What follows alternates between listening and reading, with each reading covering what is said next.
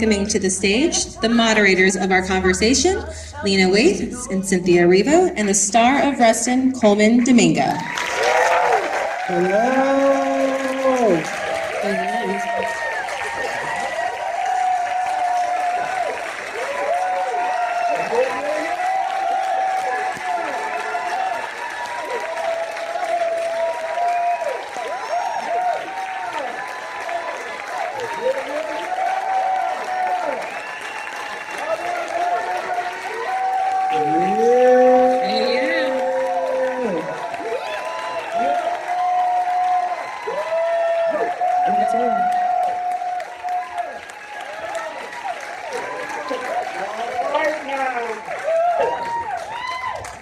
Yes. Come on. I was funny because I was just asking him out there, I was like, are you just exhausted at talking about this movie? But are you exhausted at just getting all of these flowers that you so deserve? Or is it just more like, finally, about time? Oh, thank you. First of all, I'm a little, I'm very moved today because not only I poked my head in to watch some of the film that I hadn't watched in a minute, so it's resonating in a different way, and then to have two people I deeply admire and who I consider my family here with me today, it feels like I'm getting a lot of flowers today. So We love you. We do, we love you, we love you. Well, first of all, congratulations on this. I know it's been a long journey to here. Making movies is a miracle. Yes, it is. So it's nice that we got to experience this miracle together. Obviously, we both have seen the film, loved it, talked about it. I was bugging you so much. I was like, I gotta see, come on, I gotta see the movie. yes. And for me, and hopefully, I don't know a lot of people, there's a great documentary about him on PBS, which is where I think that's where my love affair began. I think for a lot of people, thank God for PBS telling us about heroes that sometimes get forgotten about in history books. But as I was thinking about this movie, it's so difficult to make stories like this something that people feel like is not just medicine. And to understand that it can be a cinematic triumph as well. But the other thing it makes me think about is historical figures such as Bayard that are so admired and beloved. It's difficult not to make them saints. So what I admire about it is you aren't afraid to lean into some of the flaws, not just of his, but of the NAACP. People that maybe sort of judged him because of who he was. But how was that for you to have to tap into some of his shortcomings, even though he is still a hero and someone that we obviously put on the pedestal, because why wouldn't we? But just wanted to kind of start there with you about this man, but also this human as well. Thank you. Well, first, I read an early draft by Julian Brees, and it was actually a bit more personal, and it really dealt with the personal of Bayard Rustin. That was his way in to really find all the stuff that you can't find in Wikipedia or a documentary or something like that. And then there was another draft that they did that went far more into his organizing skills and the politicking of all of it. And then they struck a fine balance to have a little bit of both. And that's where I think it really starts to sing. We can find all these, you need to have the whole personal, what's underneath this person. And all the mess, because he was a little messy in some of his relationships, right?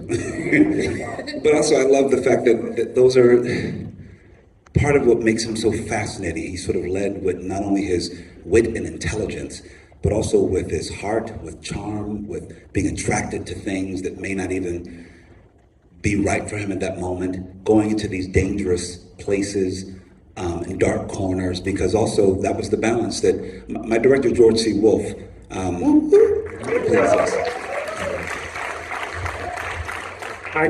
we talked about this a lot with the way he was laying it out, that, men and women at that time, when they were trying to find love, lived in the darkness, lived in the corners. That's why the alleys at night and the dark spaces or going to find love, there was always a sense of danger because that's where we lived. And then when he moved into the light, when he was moving into his fullness, that was also something. When he's going up the stairs of the Washington Mall, and when he's trying to be his full self, and with all that light, that was a very conscious decisions about the light and the dark, and where Bayard lived in those spaces. So I know it was important for me to try to craft a character that even on the page, I thought there was so much there, but I know I wanted to really try to find the essence of his soul and find that spark and find that thing that once I was, when I researched and even talked to some of his comrades, they were like, oh, he led with the fire and the fuel and the potency. And I wanted you to see that light in his eyes, and then also see when that danger would flicker around him, and when he was sort of like, go inward. And I thought that for me, it was like a loss of the light in the world when it went out of his eyes or his soul. And also even like, constructing even around his physicality and his voice. Because his voice, if you listen to any of his, any audio or interviews and things like that, he had a very high-pitched voice and was kind of reedy. And then he spoke with a mid-Atlantic standard accent of his own making. When you start to research, you find out about someone. You're like, that's a fascinating human being. You're like, why would somebody do that? He's already black and queer from Westchester and a Quaker, and he's doubling down. He said, you know what? Let me give myself an accent. It's kind of cool. So, and I found that he started to lean into a bit of an accent because he had a stutter. So it was helping him sort of like hang on to language. And I understood that because I grew up with a slight lisp. And then I took speech classes, and so I think it made me, relish language and, chew on words. And so I thought that was such a fascinating part of character, and then how to use that as a tool for a film, which is to sort of like when he's in rooms, when he's trying to take over the room, it has a bit more of a flourish, like he did. His accent came and went in different interviews. Sometimes it was a bit more like Katharine Hepburn. There are times that it was highly, RP, and you're like, what is happening? But we would make decisions to use it in a scene and use it to great effect. And there were times when it would just completely fall apart when he was being more vulnerable. So for me, that was to find all that tricky weirdness and flawed spaces within him.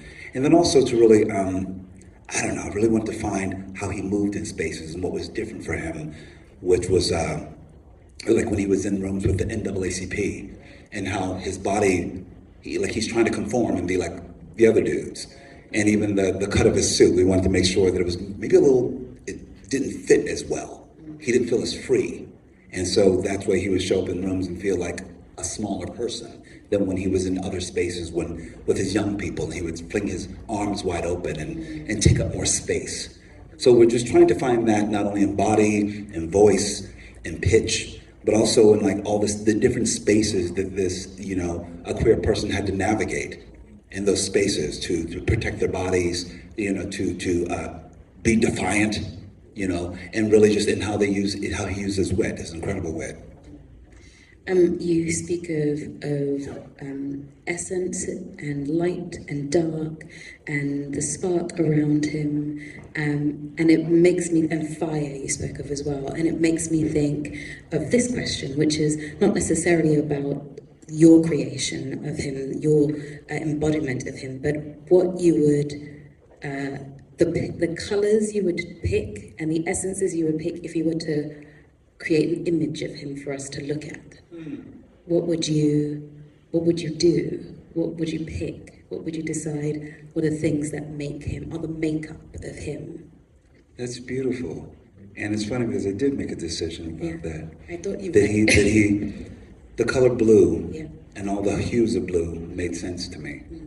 That because he was living in this, maybe it's one of the images that always stands out to me when I view the film, is when he's walking up the stairs of the Lincoln Memorial, and that beautiful, beautiful blue that seems infinite with possibility, that's divine.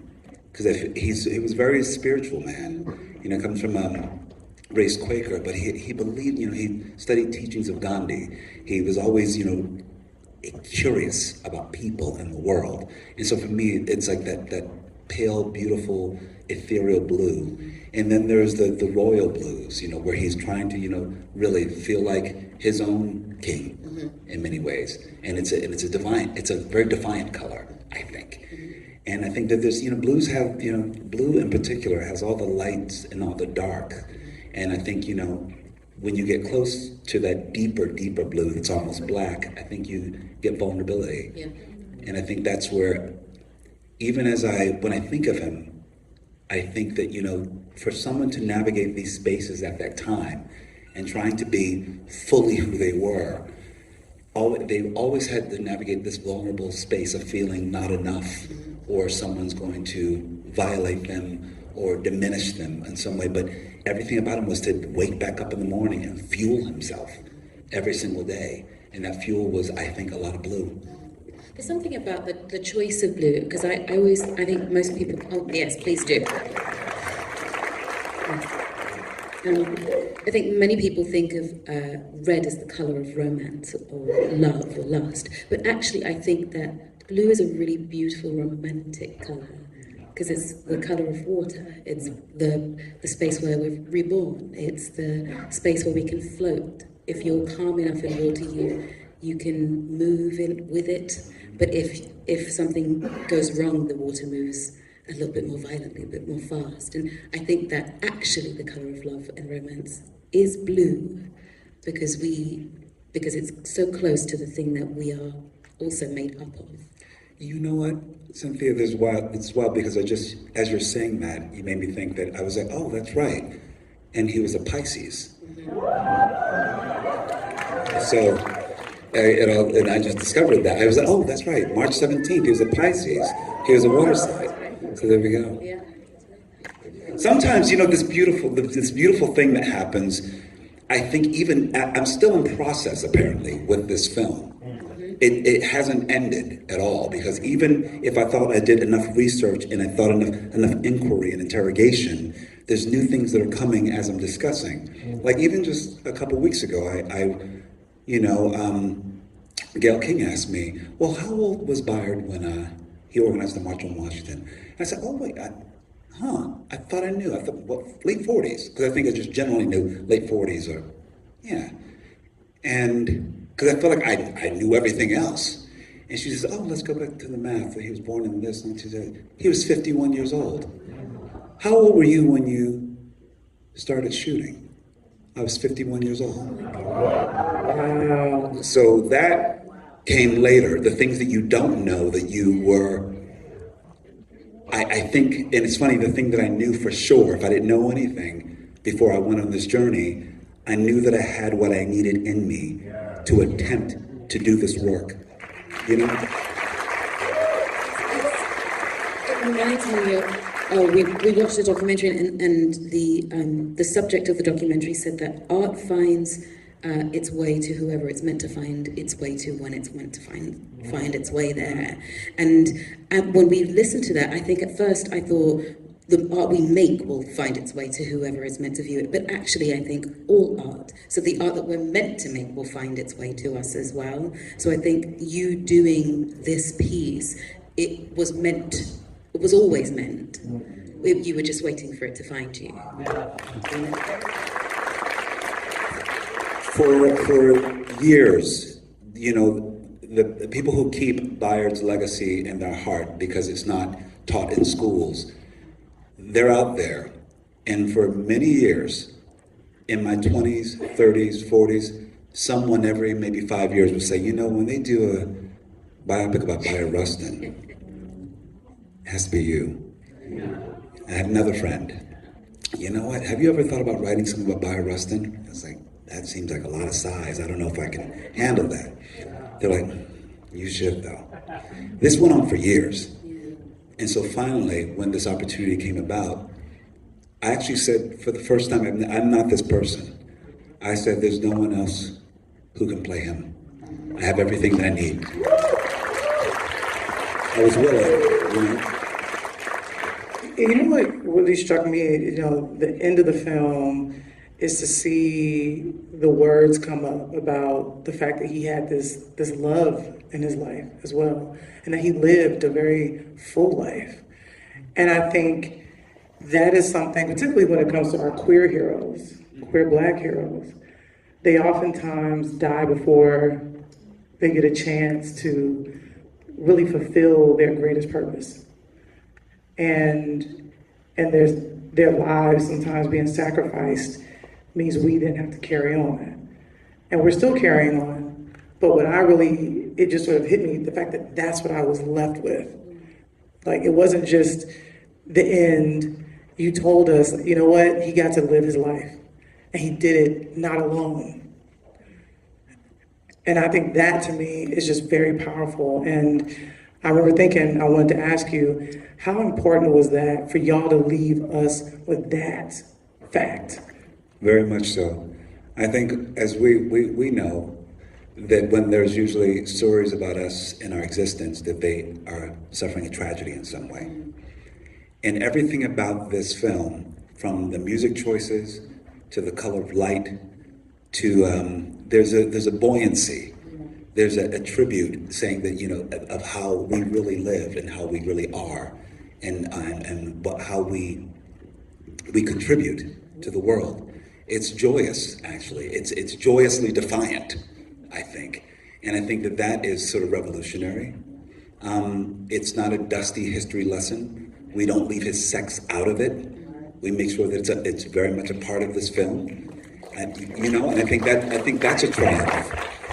I think we show so many colors of a character and really living in spaces. I think that's revolutionary, to be honest. And he's not living in a silo. And he's not, you know, saying, oh, woe is me. He's like, okay, this is what you think? Let me get up and go again. And then to leave this, it does feel like a bit of grace to leave with that crown line about how he did find love and honoring that. And then he continued. He continued to work for, you know, LGBTQIA rights. He kept going. He was a man who gave his life to service for the betterment of all of us in this room. So, and I think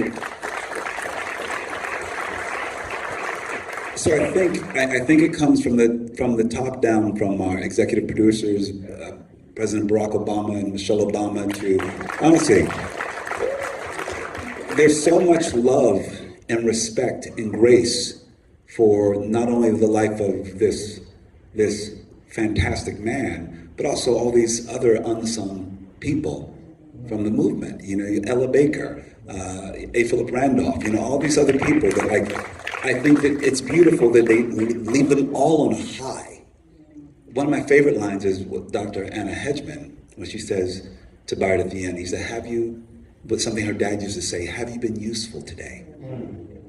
I feel like there's so much about it at the end that carries us. The idea that at the end when he's picking up trash, that was honestly one of my favorite parts of the whole script.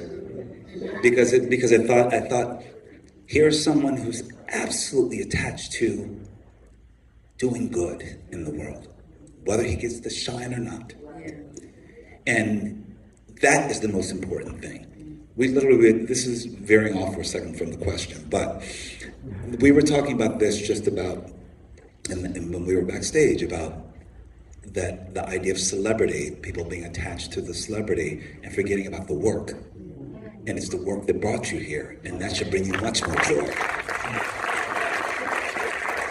So for me, it's like the film is examining so much, and at the end of the day, it does feel like it's been made, not only, like I say, from the top to the bottom, with love, but it really is about love and the idea that there's love for this man, and there's love in the world for him. If that isn't actionable and given to an audience saying, hey, we're not tragic figures. We're figures with fire and fuel and love and service and joy, and we can be messy at the same time. But take it all. It's sexy too. Yes, yes.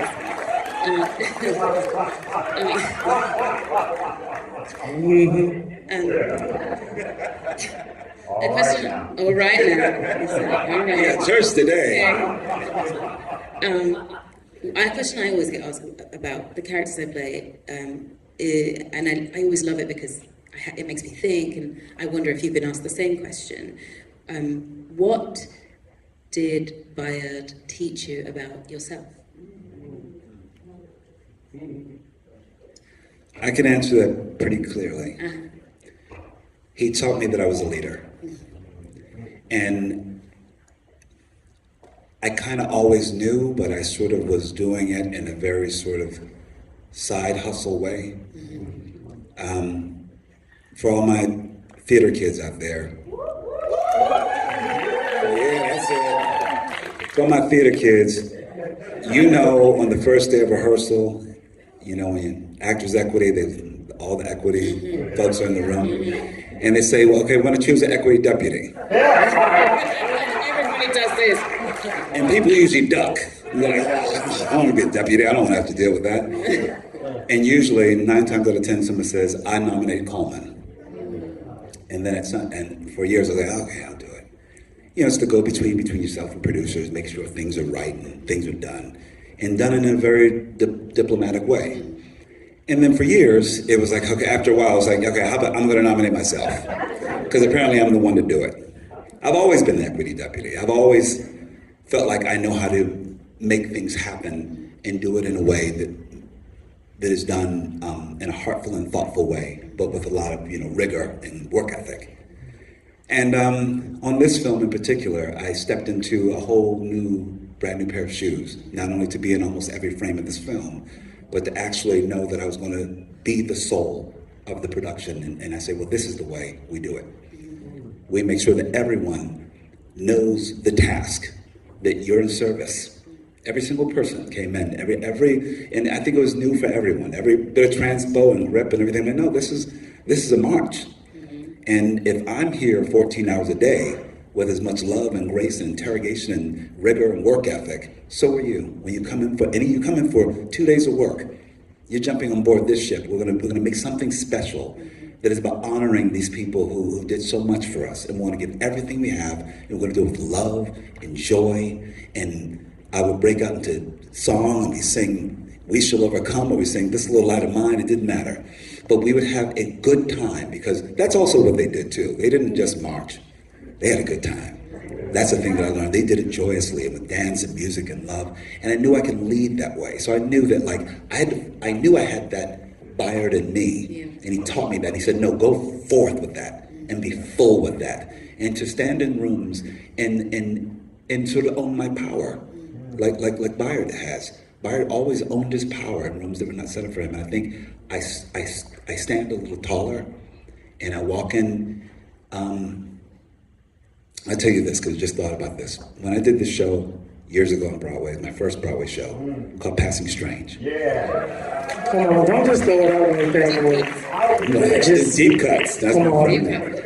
But I remember walking in I was just so walking in, and I walked in, I opened the door wide, and I walked in, and I don't know what I was giving off, but one of my castmates sort of laughed at me. He said, what's all that? I said, what's all what?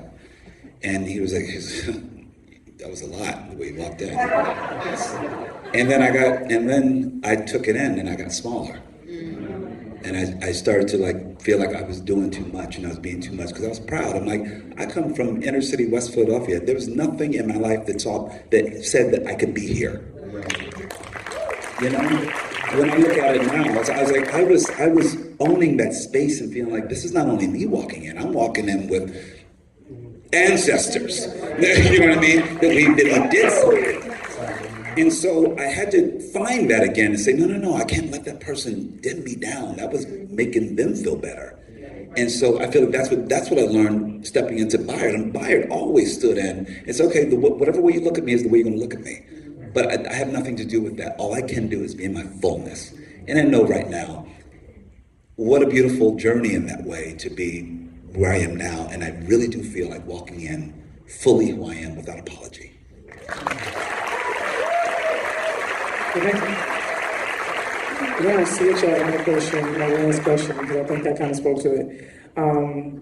As we come to a close, I think this question hopefully is something that people can walk away with something, and that we look at these period pieces, even calling them that, they're period pieces, because it was a different period in our history, in our country, in our society. But it's hard to look at this film and not feel as though we are at the same crossroads. So how does it feel for you to be at the center of this film that is talking about our past, but yet it's saying so much about our present. So what is that bridge between Rustin and today? I think, first of all, this film was supposed to come out last year.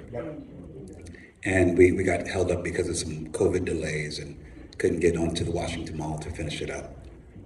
And it was divine, I think, because I think we need this film now more than ever. As legislation is trying to turn us back to 1963. Come on. We have a film that is inspiring people to say, no, no, no, get involved. Don't feel disheartened. Get energized. Form coalitions, with people you may not think you have anything in common with, but actually you do. We have to come together because the world is falling apart in every single way, and we don't even know how to talk to each other. Especially in these moments where we are right now, we're looking how these people were in a room together. You see that fiery scene with me and Jeffrey Wright and everyone else around, but they didn't leave. They didn't leave the room. They stayed in the room, and with all these people with different ideologies and just of ways to get things done. But at the center was trying to move the needle for everyone. But everyone had to get involved in some way. So I think that what I think is so useful about a film like this today, I really hope that it inspires young people in particular to know that the people who organized this march were 19 and 20 years old. That they took part of their democracy in saying, we're going to make this happen. I think that that's what's actionable right now. And to see, I think it's also revolutionary to see a central character like Bayard Rustin in his fullness. So you can't deny his humanity, And so I think that they can examine us of being participants in this world and making a difference and being all these things, and it's that. That's what I'm saying. It's kind of like, oh, Lord, he's about to land a plane. You are leading. Maybe that's the light of Bayard right now. Yes, it is. He's shining the light brighter on you. And I think to tie that up, my friend, I think that it's a movie that was made in every single way to feel like it's actionable for now. Yes. It wasn't intended to be a history piece. It was to look at this human and this slice of life and how can we stir and rouse us up today, because we need it more than ever. And I truly, first of all, just thank you so much for today. And thank you for coming. Thank you, Colman. Thank you for doing this. Thank you for having us. Thank you, Cynthia. Thank you, Cynthia. Thank you, everybody. I gotta do another thing. Good evening, Glynn.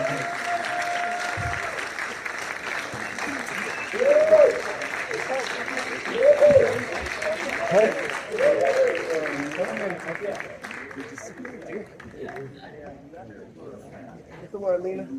Sure. Can I give it to somebody so I'm gonna put it?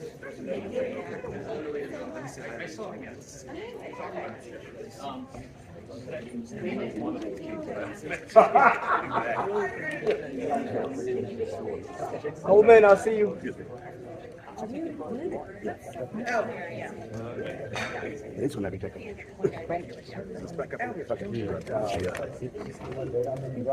I see you Monday. Shut up, you are? I see. Shut up! Finally. Good. Good to see you. Ready to see you. Of course you can, my love. You do this.